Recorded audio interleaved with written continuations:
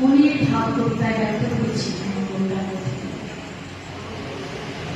লেখনীর নাম দিয়েছে স্নিগ্ধ নারী। শিক্ষার শুরু থেকেই সাংসারিক অভিনয় জানতাম না বড় কঠিন। প্রয়োজনের জন্য জন্ম নিতে প্রিয়জন হওয়া আর হয়ে ওঠে না।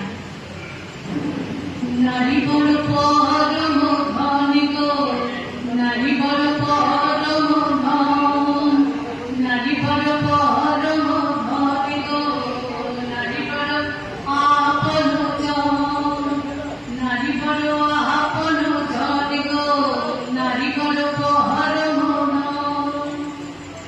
ছোটবেলা যখন ছিলাম, ছোটবেলায় বলা হতো মেয়েদের এসব কাজ করতে নেই মা, একটু বড় হতে।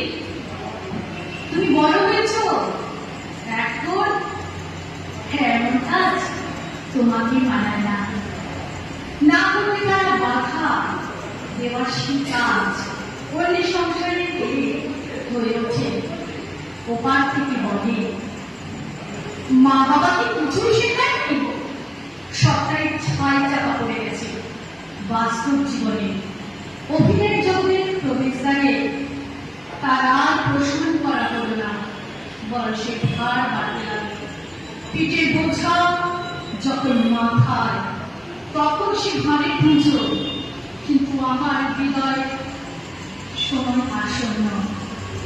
সেই সোজা সরল মেয়েটা আজ সোজা কথা সোজা ভাবে বলে। আজ জীবন সায়নে এসে উপলব্ধি, অভিনয় করো না, যার সমস্ত জীবন ঘর সে পারেনি করতে, এতদিনই হৃদয়ঙ্গম করল সে। অভিনয় বোধ হয় এমনই হয়।